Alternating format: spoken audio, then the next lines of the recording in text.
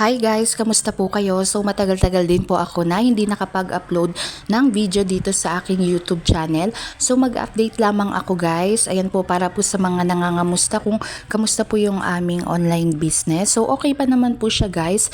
Dumadami na po yung ating mga paninda. So dati po mga pabango lang yun nandyan. So ngayon po ay meron na rin tayong iba't ibang items. Tapos etong Valentine's Day nga pala. Nag-try ako guys na bumuo nitong rose na may boba balloons. Yun po. So, binenta ko yun siya na 110. Dito naman guys, sa ating whiteboard ay makikita nyo yung oras ng aking pag-posting. Tapos yung magiging mabentang items sa March. Ito nga palang tatlong medyas dito ay dadaan po ng ating customer po. Ayan siya. So, tatlo yan siya guys. 45% ang benta ko niyan. So, dito nga pala guys ay medyo magulo kasi pinaayos nga pala ni mother-in-law yung aming lagayan doon sa ilalim sa lababo. Ayan po yung ating istante. So, hindi ko pa siya gaanong nalilinisan. Tapos, update ko nga pala guys. So, marami na rin po pala nag-i-invest sa amin kahit papano. Ayan po. So, ito yung mga nag-invest sa amin ay may 4% interest po after ng 30 days. Ayan po yung mga nag-invest sa amin na malaking tulong sa aming online business. Tapos dito naman pala tayo sa kabilang part. Ito yung ating mga face mask for kids.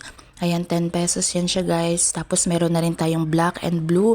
Tapos meron din tayong ganitong klase yung colored siya. So nag-stock na ako kaagad guys kasi hindi tayo sure kung kailan magiging mabenta ito. Ito rin yung ating KN95. Tapos dahil nga tag-dengue na naman dito sa amin, so ito mabenta rin to siya sa amin. Binibenta ko to ng 3 for 100. Tapos 35 pesos naman per pack. Ayan siya. Iba-ibang flavor po ito siya guys. Ayan, para effective siya guys sa mga lamok. Ayan po. Ito nga pala yung mga toys ni Teddy. Tapos dito naman balik tayo sa ating estante. Mag-update din pala ako sa aming power station. So ito guys, gumagana pa siya. So mag-iisang taon na rin yan sila. Ayan po, so nagagamit namin ito gabi-gabi guys. Tapos ayan din yung dalawa nating solar light.